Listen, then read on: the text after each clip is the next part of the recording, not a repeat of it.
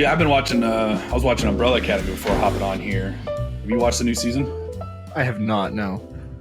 But I loved season 1 and 2. So it's without spoiling anything, it's I'm not going to say that they like up the ante. What television shows usually do. Go from 1 to 2 to 3, kind of building and building. But this one, it feels more like a lateral move.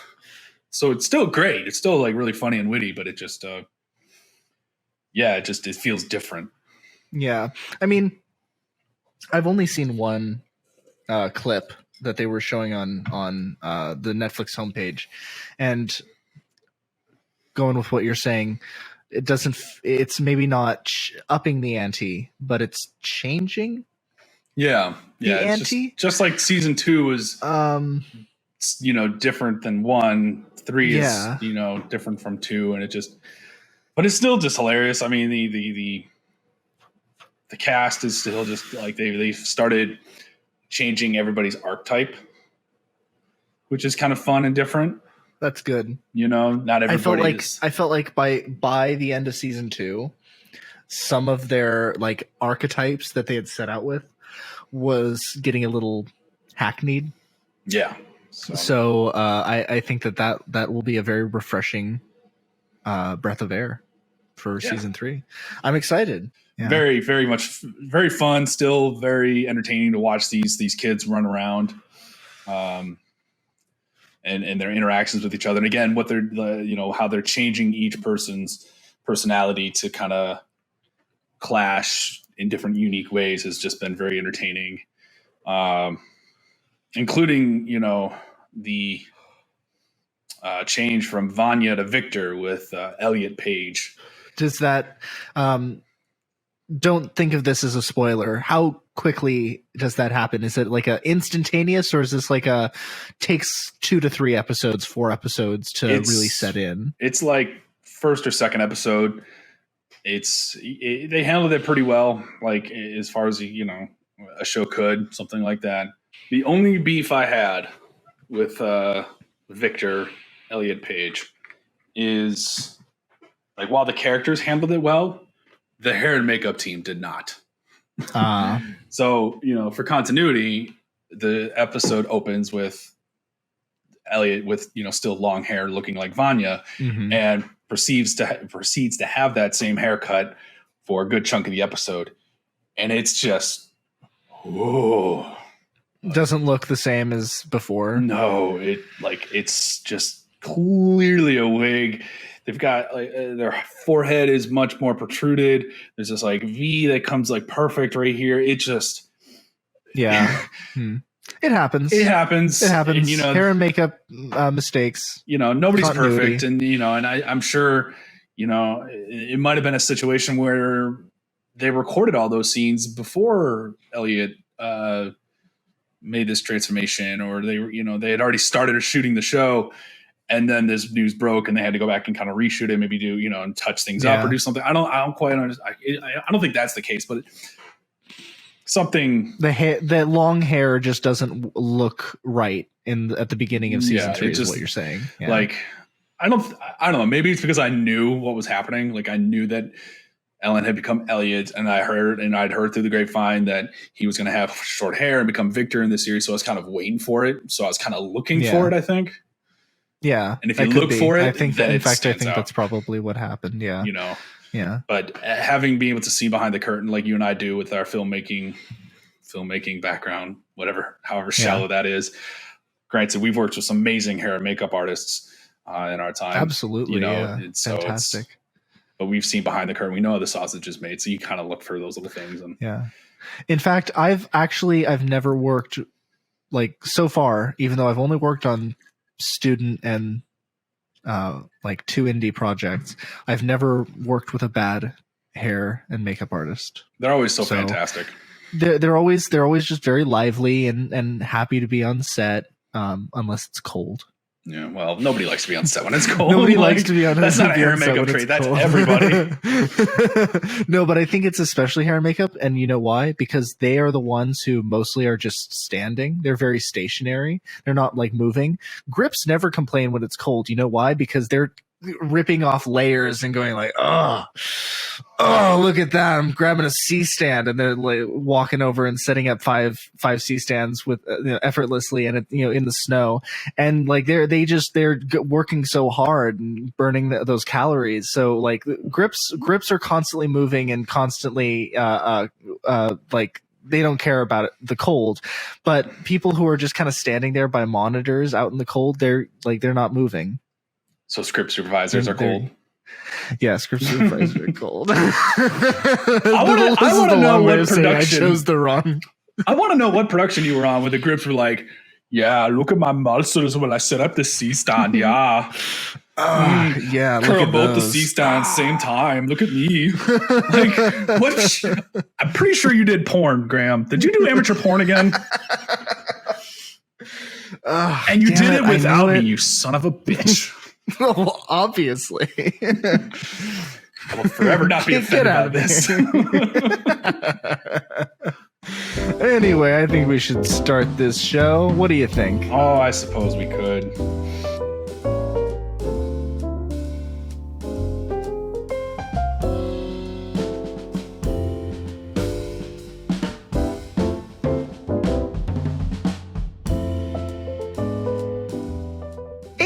Well, Cory, we did something bad last week in our third episode, which just dropped this morning.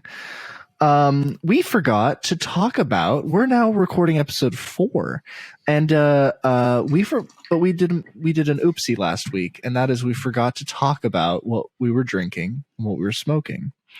And you know why? Because I was fucking drunk. Because you got drunk and I got high. And that sort of thing tends to happen around here when there isn't any supervision. So we're going to make up for that this week. And I'd love if you could tell me a little bit about what you were drinking last week and a little bit about what you're drinking this week. Tell you what, Graham, I'll do you one better. I will make it. Oh, that sounds wonderful. Beautiful.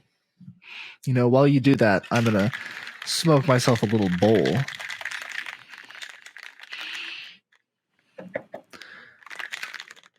Yep, it's booze. Oh, yep, it's booze.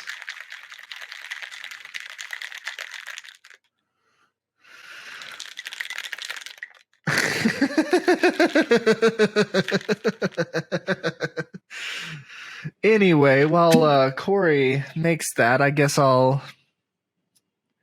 tell you a little bit about what I'm smoking here. So last week, since we were talking about Obi-Wan Kenobi, I was smoking some appropriate Jedi Kush. And let me tell you, folks, it got me there.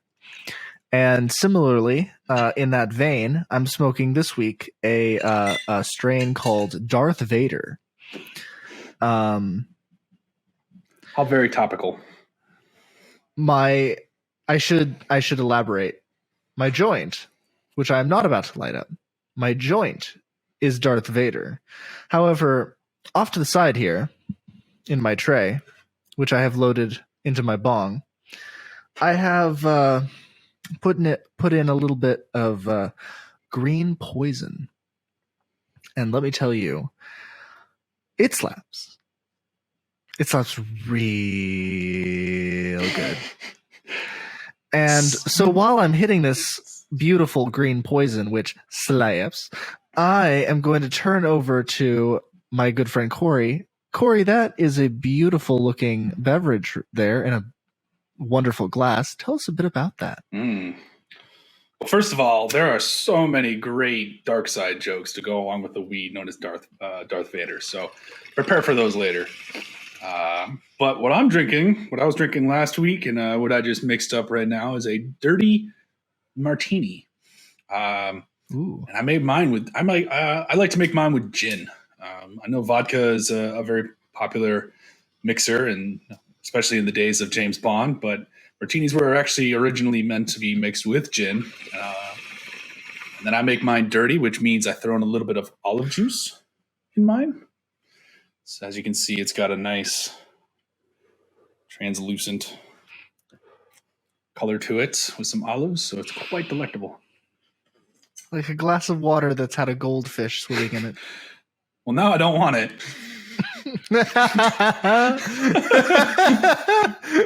Did I ruin it for you? No, it's still alcohol. I'll still enjoy it. I do make mine a little wet, which means I throw in a little dry vermouth, which I always thought that was kind of funny. So you can order, drinks dry and wet. But when you want them wet, you make them with the dry vermouth. Am I the only one confused by this, or is it just? No, I'm just listening. I just always thought that was unique. It was like, hey, make mine wet by making it more dry, and then if you want it dry, there's no vermouth. It's just more straight booze for you, which works for me. But I like to throw a little vermouth in there, just a little sousson, I got 4 shots of gin in here, half a shot of dry vermouth, and half a shot of 4 shots of gin, my Christ. 40%. 80 proof, my friend. It's going to be a good night. Oh, God. Hot diggity daffodil. Well, that is beautiful. And what beer are you going to be drinking this evening? Man, you're making me pull out all the fun shit. Well, in addition to that, I've been sipping also on some rum and cokes. I have to finish this Bacardi from last week. Almost there. We'll get through it tonight. It's just one tiny pull. Not even a shot's worth, so I'll finish that in a minute. Not yet. And then the beer of the evening, Leinenkugel Summer Shandy. You ever had Leinenkugel? Is that a blonde? It's a light beer. It's a light beer. It's a Weiss, technically. A Weiss. I judge. You can judge all you want there, pale ale. But this is quite delicious. I think you actually might like this one. But have you ever had Leinenkugel? I think I have actually. Yeah, it's a Wisconsin-based brand. I think out of like Chippewa Falls. Yeah. God, I've drunk so much beer in my life. But it's a summer beer, obviously. But it's a Weiss with a lemonade flavor. It's a great, refreshing beer. Perfect. Like it's my all-time favorite summer beer. Whereas in the winter, I like my amber ales, my stouts, and my porters. The darker. Or that chestnut ale that's up there in British Columbia, I would kill for a chestnut ale. Just saying. Oh yeah, holy shit, was that stuff good? So you'll be seeing sip I'm on telling that you, man. later. I love a good IPA. IPA like beer, love it, but IPAs are my favorite. Yeah, we can't all be perfect. There is one beer above all the IPAs that is the best. And that is Fat Tug. I will come through this computer and punch you. You don't have to do that, sir, because it's not Fat Tug, though that is a great beer. But the beer I'm talking about, it comes from a little brewing company in Eugene, Oregon called Ninkasi, and the beer is called Total Domination. Bold. And oh my God, that beer fucks. It fucks on so many levels. When I first had the Total Domination, it wasn't my favorite. Like all IPAs, it's very, very bitter, very sour. To get totally dominated, but then over time, the IPA just grew on me, and you know what? Now it's my favorite beer, and give it to me. The more bitter, the better. We should change the name of that beer to Stockholm Syndrome. Honestly, it could work. And I'm sorry, my friend, but the best beer in the world is the Widowmaker Black. The one that you were drinking on on the first episode. The best beer in the world. Like, sorry, everything else comes in second. Agree to disagree. Agree to fuck you. Agree to disagree. Agree to disagree. Anyway, what's the topic on the bulletin board today? Well, I was thinking. What are we talking about? So today, as of today, when we're recording this fun little shindig, it is July 1st, which, if for those who don't know, is Canada Day. I was thinking we could talk about, first of all, we could talk about Canada, but also talk about other international places that you and I have perhaps travel to. I know you spent some time across over in Europe. I've been in Asia. Yeah, I think that sounds fun. Let's do it up. Let's talk about the world. You're my world, Graham. Aw. You're okay. And that is why I drink, folks. I'm your best friend. I'm your best friend. You're not my best friend. Well, that was everything we have today on Drunk Thoughts and High Opinions. Catch us next week, and I kill this motherfucker. where you fly to BC just to kill me. you backstabbing motherfucker. I know a lot of people like to get high, Graham. You could be replaced. You are replaceable. Where are you going to find somebody who smokes as much weed as I do? I don't know. Cheech Marin is out there somewhere, I'm sure. No. Fuck you. I'll go get Kevin Smith.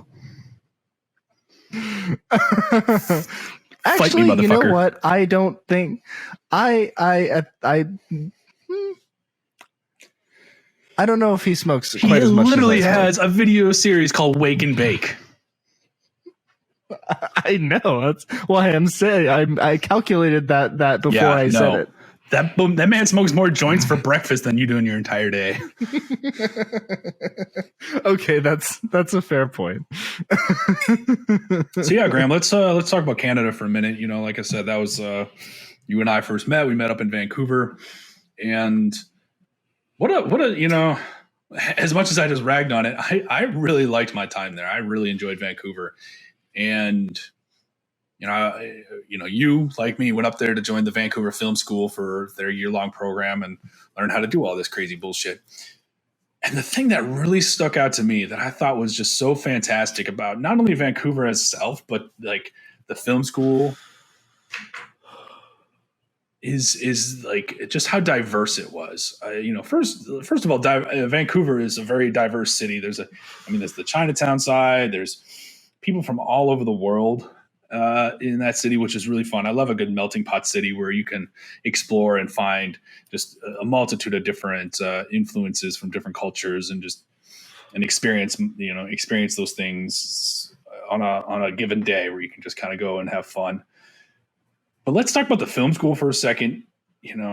So our class was like, it started at 35, ended up being like 30, but shit, was that the most diverse group of students that I ever got to work with and just had the pleasure to call friends. I applied and got accepted to the Vancouver Film School in early 2019. And we didn't start till June. So I had about 6 months for it to kind of stew, to like build up. And in my head, I was like, man, I'm going to be the old fuck, which I ended up being.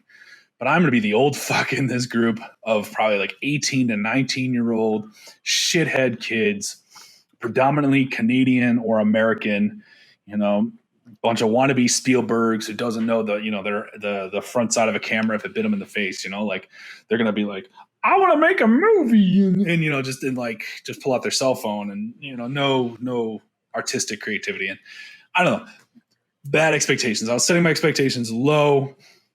And I think it paid off because I was so pleasantly fucking surprised with the Vancouver Film School. Yeah. So, we ended up being about a class of like, let's say 30. And you and I were the fucking minorities. Like, yeah, there was absolutely. 4 Americans, 4 or 5 Canadians. And then the rest were people from around the world. We had kids from Italy, Japan, China, Mexico, Sweden, Denmark, like Brazil. And it felt great having them Pardon? there.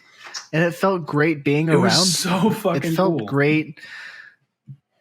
Like in the end, we chose who would make the final projects. We chose who the directors would be based off of the pitches.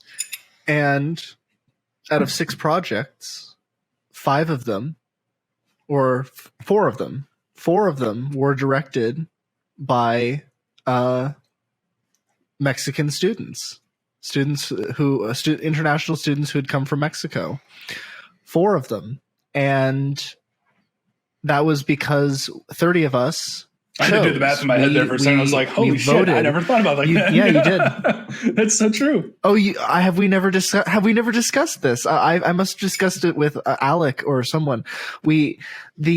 The thing is, like, we all voted on it. We put in our votes as what we wanted to make, and they evened out the scores, and the numbers dictated who would make it. And we ended up with 4 of our directors being international students from Mexico. And those projects were all phenomenal. Every single one of our finals was a phenomenal project, and I'm very proud of the work that every single one of our classmates did. And so, absolutely, I agree with you. But I have to say something about your comment about ended up being the old fuck in the group. And so, I think there's a reason that you and I became friends early on, and that's because before I went to Vancouver Film School, I was a few years before, 2 or 3 years before, I was a international exchange student to France. And I lived there for a year in the city of Toulouse in the south of France, and it was a phenomenal year. It was the greatest year of my life, honestly. It was so wonderful to have that experience. But while I was there, I was also in, like, with you, I was one of the oldest in my group. We were a district within France of exchange students, and there was about 24, 23 of us, and me and another girl from Canada, we were the 2 oldest. We were only like 2 weeks apart in age. And so we were the oldest of all the exchange students by actually quite a bit. A lot of the group was like 15 and 16, and we turned 18. Very, wow, very what an on. Age gap. And so as teenagers, that felt like we were older. We were allowed to drink much easier. We were getting in places, and so by the time that I came to Vancouver, and then so when I came back from France, I had to finish high school. I had to redo my year of high school, and I was a year and a half older than the seniors already. So I felt like this outsider. I felt like this older person. Everyone felt like, people even started theorizing that I was a undercover cop at the school because I had a beard and everything. Yeah, exactly. Because I literally, like, so I came back and so so I was older than everybody in France. I was older than everybody when I was at my new high school. And so in my whatever group I was a part of, I was one of the older ones. And so by the time when I got to Vancouver Film School, I saw you as one of the 2 older eldest people in the group, and I kind of connected with that. You know, like, I was in that position for like the last 4 years. And I think that's kind of why you and I became friends in a way. This is my long drawn out reason as to why I think we became friends. I associated with that. I was like, you know what? Been there. This is a soul I can connect with. Yeah, I have the T-shirt. This is a soul I can. Well, see, that doesn't make sense because I don't have a soul, so I don't know what you're connecting with. I sold that shit. How do you think I paid for film school, motherfucker? That's true. I always thought it was the mafia. I never considered it might be the devil himself. Yeah. Well, you know, the devil's mafia. Your mother will hate that I just said that. You think my mom's watching this bullshit? Not at all. But we'll isolate that clip and send it to her. Yeah, right. Oh, you think your dad's listening to this? Do you? Fuck no. No, I was going to say my mom's probably more likely than my dad. But yeah. Neither of them are happy with my life decision to publicly drink and associate myself with a stoner on camera. What are they going to do about it? Nothing. I'm 33. Like, exactly. I'm an adult. I can make my own goddamn decisions. Exactly. It's shit. Like, it's the same conversations you and I be having on a Friday night playing video games. We're just recording this and throwing it up on YouTube. That's the only fucking difference. Exactly. Like nothing's changed except that there's a camera. Yeah. And I'm not, we're not killing shit on Dark Souls. But tell me about France. I want to hear more about France. So, like, tell me more about that experience. How did you, how did you like it? What did you like? What did you didn't like? What was like? Was there any culture shock? Tell me more about that. I've never been to Europe. I've only been to Asia. I went to Japan, and we'll get to that. But I want to hear about. I want to hear more about Europe because I've never been that way. There was no major culture shock, but that's because, and this is going to sound extremely arrogant, but this is because I am a privileged asshole who grew up with a family that traveled. The first step to a problem is having you admit one. Yeah. So I'm a privileged asshole whose family traveled a lot, and so I got to go to a lot of countries and see them as a little kid. And I actually went to France for the first time, surprisingly, when I was just before the summer before I first went to high school. And so I spent about 10 days there. Ooh, getting every last drop. And spent about 10 days in Paris. You didn't see it, but I just missed horribly. You missed it horribly. It's all over the floor.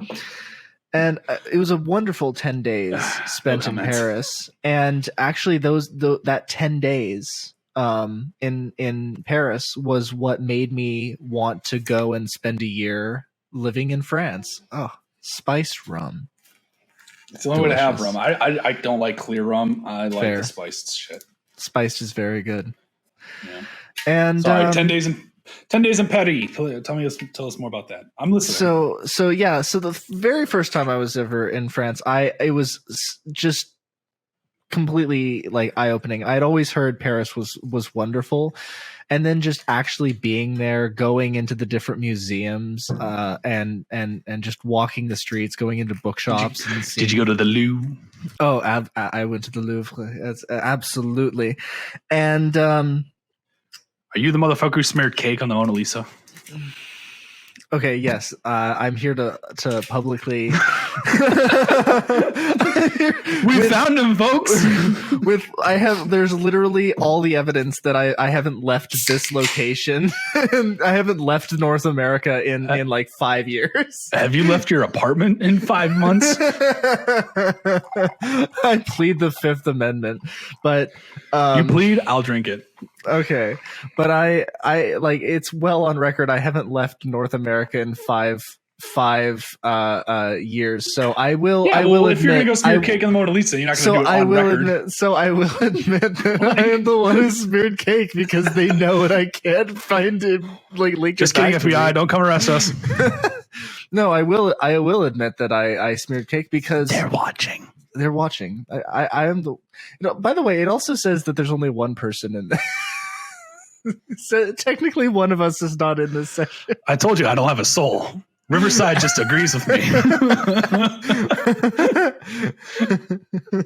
If you need a proof, folks, there it is. Anyway, yeah, Paris was just wonderful, and so when I went back, what makes it wonderful? Not huge. Come on, deep dive, bitch. I don't know. There's a feel. It's called high opinions. I need opinions here. There's a feel. There's a feel to the people and the streets. I like old stuff. You know this about me. I like old stuff, and so that's why you're friends with me. Yeah. So in Europe, there we go. In Europe, everything is old. Like the architecture is old. The people have old souls.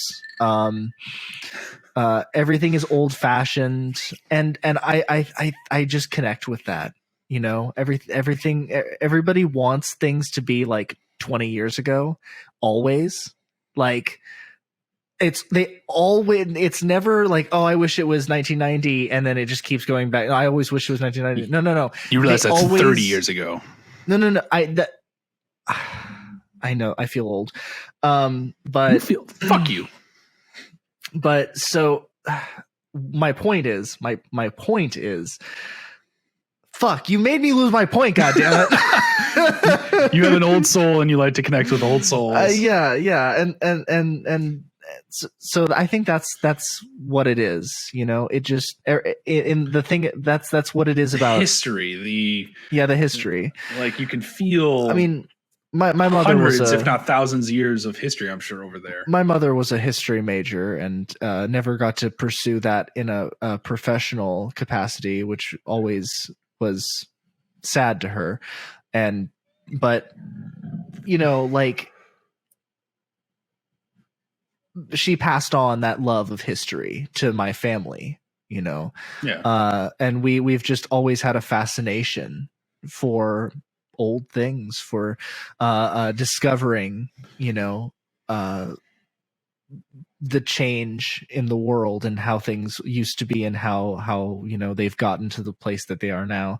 I've always been fascinated by that, and so getting to live in the middle of it, you know, like where you know, you're not seeing lots of new apartment buildings going up. You're literally walking around and seeing 400, 500, 800-year-old buildings renovated into apartment buildings. The city I lived in, Toulouse, had the last remaining Roman architectural style cathedral. That sounds cool. And it was literally 300, 400 feet from my high school that I attended there. Which I am blanking on its name. I'm high. No one's going to fact check us. No one's going to fact check us. But if any of my anybody that I know from France is listening to this, I'm very, very sorry. It's that Lucifer's lettuce, buddy. It's that Lucifer's lettuce. And callback. So, but let me tell you that, like, being able to look out most of my classroom windows and just see that cathedral is stunning,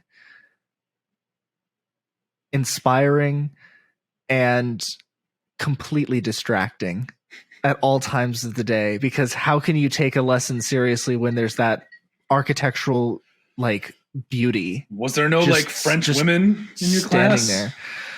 Oh, absolutely. And I failed with all of them. You know, I have no game. Oui, sir. Oui, monsieur. I have no game. So yeah, it's a wonderful place, and I loved every part of it. I loved the three families that I lived with. Three? They were all. I lived with three separate families. The idea that the Rotary Exchange program is all geared towards is they don't want to stick you with one family just for this entire year, because then you're only getting one version of that country's lifestyle. So they're like, we'll give you three different. We'll try and put you with three different families, depending on who wants to, you know, take you. So usually upper middle class to rich families are the ones who take you. Yeah. I love those foreign exchange programs. So you lived in France and your family traveled. Where would you say is your favorite? I mean, if take the France bit up, but like all the traveling you've done, where was your favorite place besides France? Mm-hmm. Because obviously, like, I was going to say, like, France, I feel like that's probably kind of skews the curve a little bit. Man, that's a really tough question. I think this is from when I was really young. So obviously, I look back at these with incredibly clear rose tinted glasses, or should I say fuzzy rose tinted glasses? But I would say it's a cross between Costa Rica and New Zealand. I was 7 years old when I went to Costa Rica, and I was 11 years old when I went to New Zealand. Okay. And Okay. so Okay. obviously I look at those with like much more childlike wonder. Yeah. But I just remember those trips as being so awesome. Magical. So honestly so magical. Like Costa You went Rica, to Middle Earth. I remember, I went to, I was not in the part of New Zealand where they shot. I was in the North Island. They primarily shot Lord of the Rings in the South Island. Yeah. In the mountainous parts. I was in like, my family rented a boat and was like going around the islands of northern New Zealand. Good times. So I'd say New Zealand. New Zealand's my answer. All right. So we got France, New Zealand, Costa Rica. I like it. It sounds very worldly. I'm jealous. What about you, Cory? Where have you been? What? Your mama's house. Please, my father might be listening. They're saints. Your parents, the brief interaction I had with them was very pleasant, and they seem very nice. So I'm just messing with you. If they're not listening to this at all. I didn't think so, but I feel like the chances of them listening are higher than my parents listening. So you never know. You never know. Anyway, so I've traveled a shit ton in the United States. My dad was Coast Guard for almost 40 years. So we moved around like basically every 2 to 3 years. So I've lived in 8, 9 different states. Moving is not a hassle for me. When the film school came up and I was like, fuck it, I'm going to Vancouver. And people were like, that's such a big move. Like, how's that going to work? And I'm like, I pack up all my shit and I go up there and I build a life. Yeah. It's not that hard, but it's a foreign concept to some who have been kind of static their whole lives. Internationally, though, with the, so like I said, I went to Canada a lot, but international, I'd love to travel more. I've done nowhere near the amount of traveling you have. But I did back in 17, 18, 17, I don't know, something like that. I went to go visit my buddy in Japan. My best friend, a guy named Claremont, who was in our United States Army, was stationed in Okinawa, which is a small, tiny little island, still part of Japan, but it's super south of the main land of Japan that we all kind of think of when you think of the country of Japan. So he's stationed there, and I went to go visit him, and it was for 2 weeks. We started with spent like 2 or 3 days getting over the jet lag in Okinawa. Then we flew up to the mainland into Tokyo and spent 3 days in Tokyo. And then we took the Shinkansen, which is the bullet train, down to Kyoto, their old capital. Spent a couple days there. And from there, we took a bus to Osaka and took the airport out of Osaka back to Okinawa. And then I spent about a week in Okinawa powering around the island with him and his family. So that was like the most like excursion trip I've ever been on out of the United States. And holy shit, was that fun. Yeah, that sounds like a lot of fun. I'm jealous. I've always wanted to go to Japan. I've unfortunately not been able to go to a lot of Asian countries. My family never really took us to any countries in that hemisphere. Unfortunately, we went to Australia and New Zealand, but we never went down under. North of that. We went down under, but we never went up north. But I always wanted to. Like, I've always wanted to go to Taiwan and Japan and the Philippines and like just all over. I just want to travel all over. Yeah. That sounds like a lot of fun. Whenever people are like, I want to travel and go around the world, I'm just gonna pick up and do it. I'm always like, what? How do you just pick up and do it? How do you just pick up and do it? How can you just make that decision? And maybe they're right. Maybe you do just need to make that decision sometimes. Just go for it. Well, if we're going to be talking Japan, might as well drink a little bit of sake. You ever had sake, Graham? Sake is good. Oh, of course. Sake, real good. Sake, delicious. Are you having it cold? Oh yeah. I prefer my drinks about as cold as I can get. I prefer them on the rocks, chilled, what have you. Like I'm not a big fan of. Yeah. The only time I like a warm alcoholic drink is like Irish coffee or Bailey's in my coffee. Yeah. Like that. But otherwise, I don't know. Sake. When I had sake heated.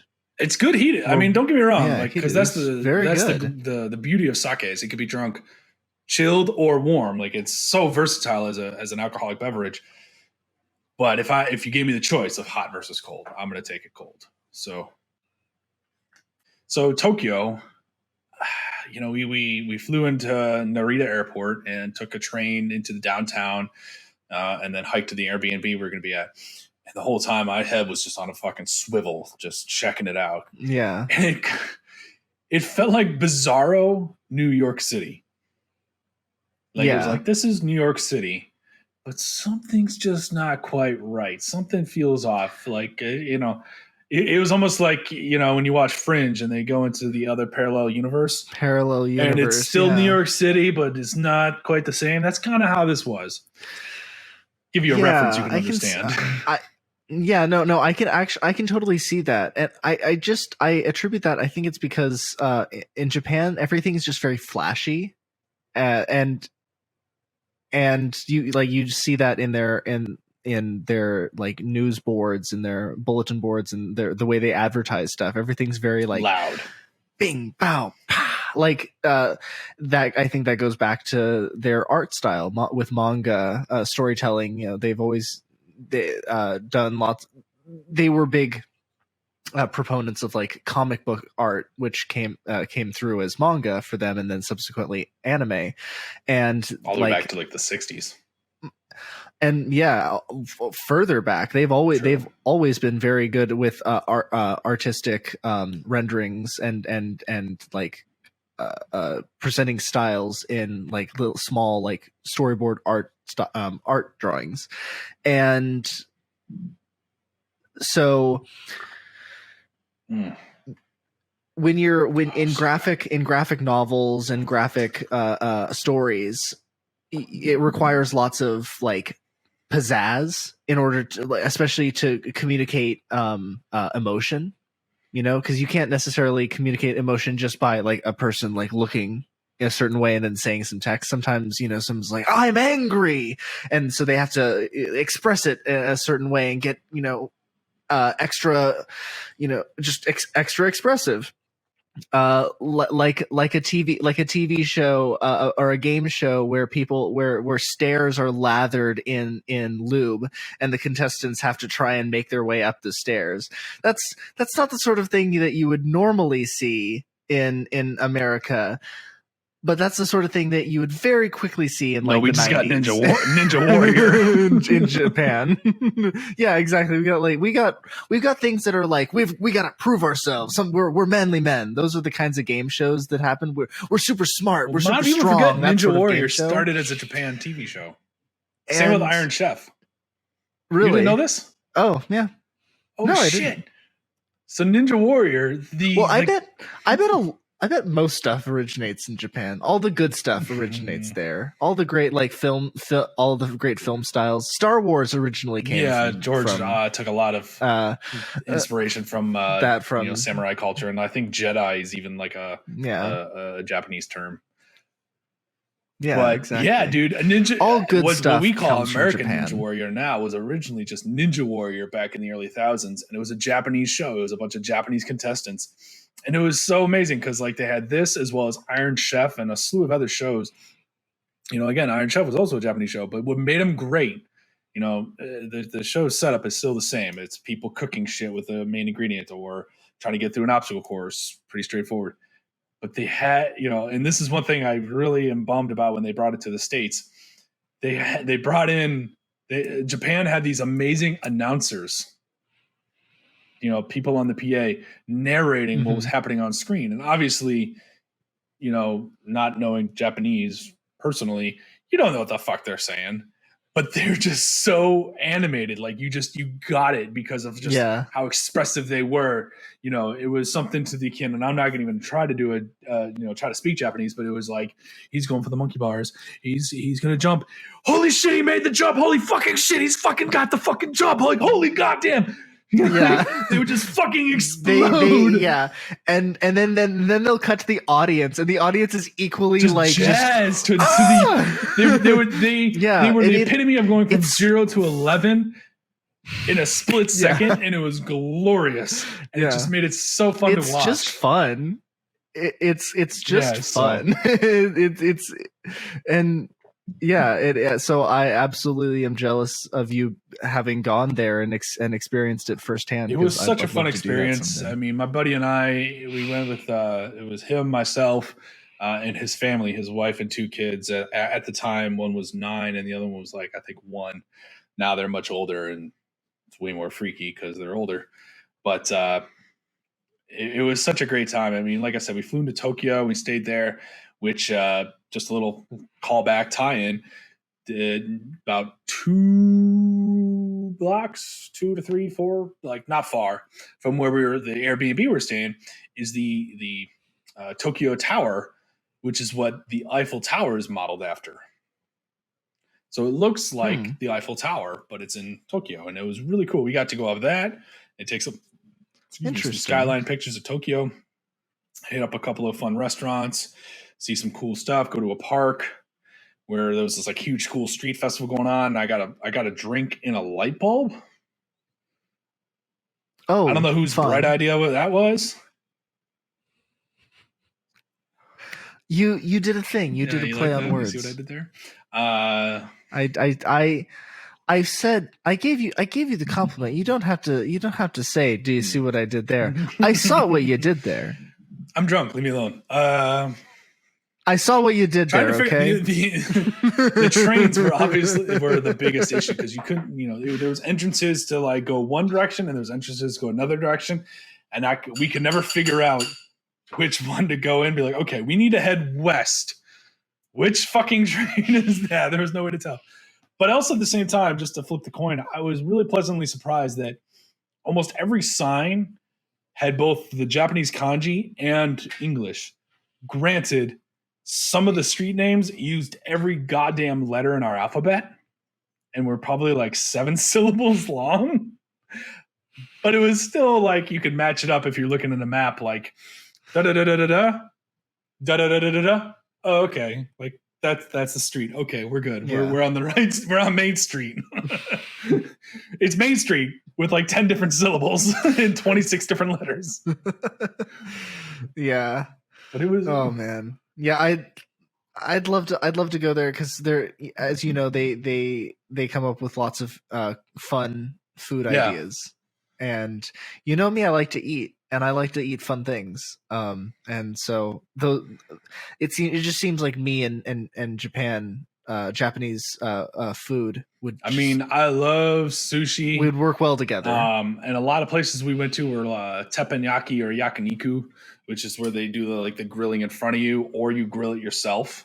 So you'd order just a bunch of raw meat. They bring it to you, and in the middle of your table, there's a grill, and you would grill it to your preference, which was a lot of fun and unique. And I still maintain this is probably the most baller thing I've ever seen in my life. Was so my best friend, a guy named Cory Claremont. Yeah, you're number 2, fucker. Yeah. How's it feel, bitch? But I feel nothing. My buddy Cory. I'll tell you how I feel. Exactly. I feel nothing. Because that's what you are. Nothing. My buddy. Okay, not too far. now you've hurt my feelings. You want to see something? Can I show you? Can I show you something, Graham? This is me not caring. All right. Okay. So my buddy Claremont, we go to this place and order yakiniku, and they bring a bunch of meat, and I don't even remember the situation, but his wife was like, "Here, you take care of the daughter, or the infant now." So I have a picture of him holding a 1-year-old girl in his arm and grilling meat with the other arm. It is the most baller dad photo I have ever taken in my life. But Tokyo was really fun, but it was really modern. which was nice. Like I said, it was kind of like wandering around New York City, but and we saw some cool stuff. Like we went to the Square Enix Cafe and saw a bunch of Final Fantasy shit, which is always cool for me. But I gotta say, between Tokyo or the next city we went to, Kyoto, Kyoto is where it was at. Kyoto felt like Boston in just that history. Like, for those who don't know, Kyoto used to be the capital of Tokyo, back in like the feudal I era. didn't know that. And it was, and there's just so much history there. It was a lot more flat. Tokyo had a lot of skyscrapers like New York City, but Kyoto was a lot like, you had some tall buildings, don't get me wrong, but they were kind of condensed in the middle. And then it kind of like went out into a valley and a lot of lower buildings. Mhm. And then the thing that was really unique, just a shit ton of shrines. Just like every other block had a shrine on it, like a temple, almost a church. But Mhm. but you could wander, go through them, and there was history. There was something going on, and some of them were just like, hey, wander through here. Other were like in the middle of a big park, like a Central Park type area, and they were very reverent. You had to like take off your shoes. There was no photography allowed. There was one we went through that had 1,000 brass soldier statues in it. That was really dope. That I really wish I could have taken a picture of, but I couldn't because them's the rules. Mhm.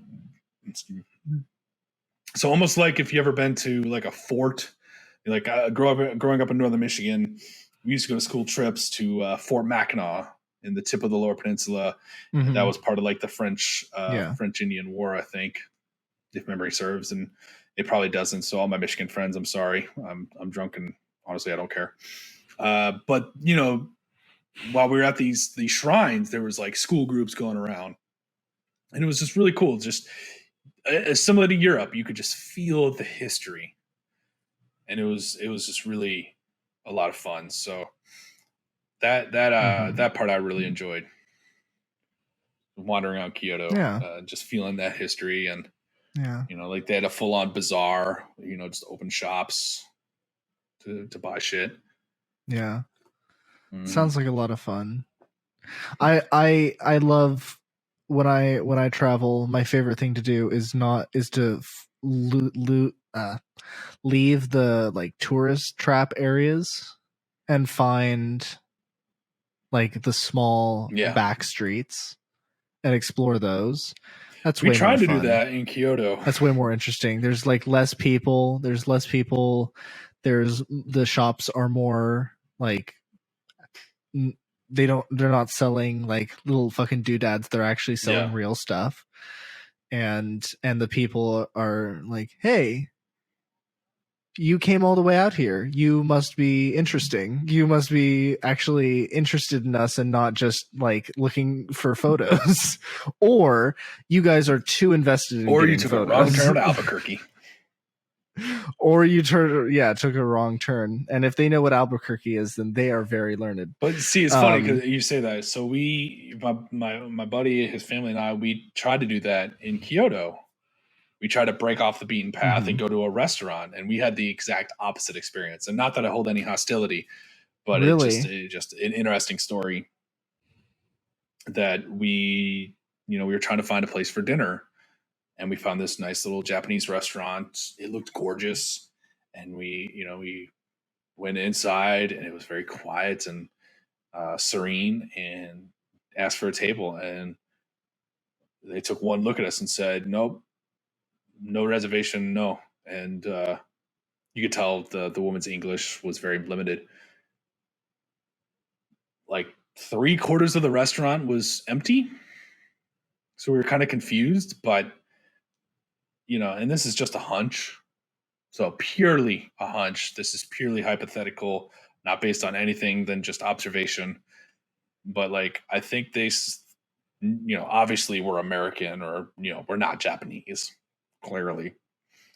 And I think they were like, you know what, we don't want to trying to deal with a translation barrier, and the manners, because obviously we handle dinners and drinks and things like that different.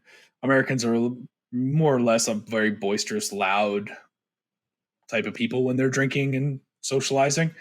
this seemed like the place that was very quiet and, reverent as well. And I think they just assumed that we would be boisterous and would break their mood for their customers. And so they I mean, you do look like a very aggressive American, Cory. You're a very big guy. Thanks for calling me fat. And I don't mean, I wasn't saying fat. I was saying you're tall. You're tall and fat. Hey, wait a minute. You're not wrong. So I don't know. It's interesting that you say like, oh, some people are appreciative. And I think we found the one restaurant that was just like, American? No, we're good. And that's fair. Again, it's purely hypothetical. So it could be they had maybe they were booked up and we just don't know. But at the same time, if the situation was they didn't want to deal with Americans, I get it. I don't hold any animosity to this restaurant. Fair that they didn't want to deal with with our bullshit. We also had a baby. I mean, in any circle of life, a baby's difficult to deal with. So it's no. I feel like most restaurants just want to kick out somebody who brings in a baby in general. So why don't bring you to restaurants? I actually, at the beginning of the story, I was like lukewarm on whether or not who I thought was the winner in the story. Absolutely, I think they're the one in the right on this one. There was a baby in your party. Who the fuck do you think you are, bringing a baby into a restaurant? This isn't Applebee's, motherfucker. How dare you? Again, I hold no grudge against this restaurant. I'm not sitting here like fuck this restaurant, and shit. It's just an interesting story of like this different cultures. From the way you describe it, it sounds like one of those like restaurants, those like really small personal restaurants where the chef is like exquisite, one of the best chefs, but they only work at that like one restaurant, and so people come from miles and like, oh, it's the best noodles in town, or it's the best ramen you'll have, stuff like that. Best sushi you'll find. I find a lot of those in being in BC, like in the individual towns. There will be like, oh, there's this small Indian restaurant, barely has any seating, but if you get takeout, it's like the best Indian food you'll ever have. And there are a lot of those around. They're always like really small places scattered around the world. Honestly, small places are always the best. Very similar. So and so you went into a cultured artisans workshop culinary den with a baby. A culinary den. You went to an artist's culinary den, and you with a baby. How dare you, sir? You are the villain. You are the villain of this story.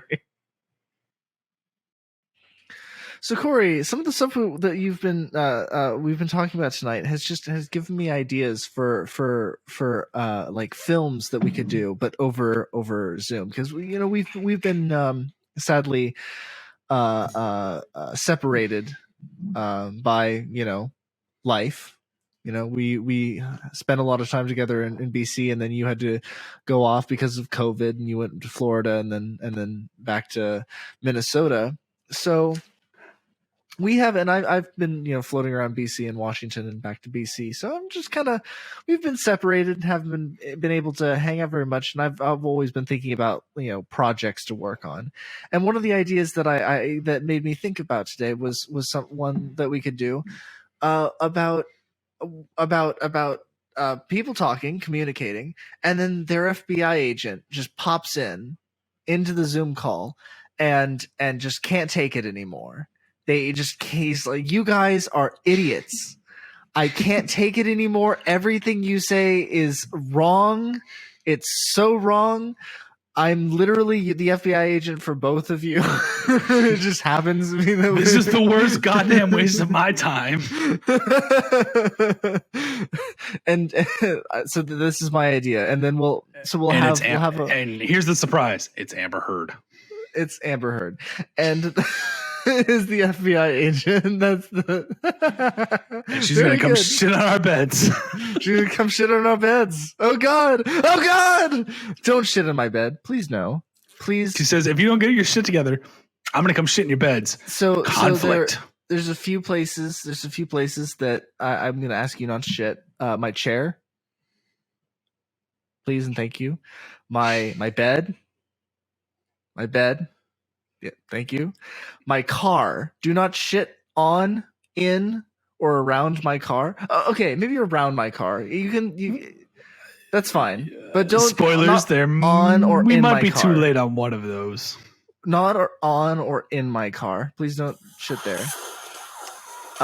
You may shit in my toilet. And you. Yeah, you may shit in my toilet. The one that one place. I ask you not to shit on my stuff. Can I go to Dan Cook and just shit on your chest? Excuse me. No, I would ask you not to. I would ask you. You'd ask me not to, sir. That's an ask, but not a not a restriction. I restrict you from shitting on my chest.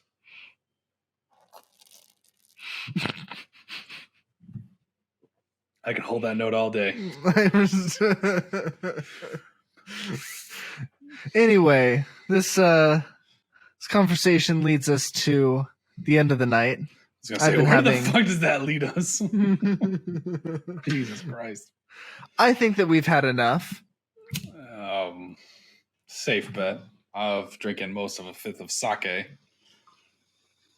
But man, I do miss Japan, and Claremont, if you're watching this, we got to go back, brother.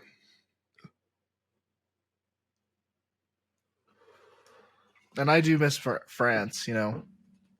I just miss traveling. I haven't really traveled outside of northwestern Washington, northwestern states, and BC, Canada for like the last 5 years. That's all I've been to. I used to travel a lot, and so I'd love to get back out there. I'd love to go back to Europe, go travel to Asia, maybe see Australia again. I haven't been there since I was an infant. So loved our little chat about the world, Cory. Loved it. Nice suggestion to talk about. When the world is feeling bleak, it's nice to talk about the things that we can all. I mean, let's be honest. Agree on. Shit in the United States right now is fucked up. It's fucked. Absolutely fucked. We're not here to get political. We're here to just bring a little bit of enjoyment to an hour and a half of your day. Yeah. But fuck, is the United States fucked up right now? So yeah, we need to enjoy. Let's get global. Let's enjoy the world. We need a break from that bullshit. Mm-hmm. Yeah. So until next time, guys, thank you so much for joining us this week on Drunk Thoughts and Eye Opinions. If you liked the show, hit that like button, hit subscribe if you haven't done so already. And if you got comments, queries, questions, anything, you got some drunk thoughts, you got some high opinions, hit us up below. I don't know about Graham, but I'm gonna start taking requests for drinks. So if you got a favorite drink in mind that you just absolutely love to imbibe, I'm open to it. Within reason, obviously. I'm not going to sit here and drink rat poison, but you got an alcoholic beverage, a nice mixer, something different that you haven't seen so far on the show, like martinis or Manhattans. You got something in mind? Hit me up. I'll make it and I'll drink it and I'll give you my thoughts on it. And subsequently, if you want me to smoke a certain way, make a cross joint, get a gas mask, hotbox my studio, I'll do it. Shit, I'll comment. We'll go there. We'll go for it. I want a gas mask, motherfucker. Gas mask? Just a whole 5 minute, 10-minute segment where I'm just sitting here with the gas mask on and you're just talking. Just keeps being switched out. To quote Rick and Morty, yes. Yes. Yes. Yes. Yes. Yes. Yes. Anyway, that's all for now, folks. See you next time. I'm Graham, and that is Cory. Oh, I'm Cory. Cheers, everybody.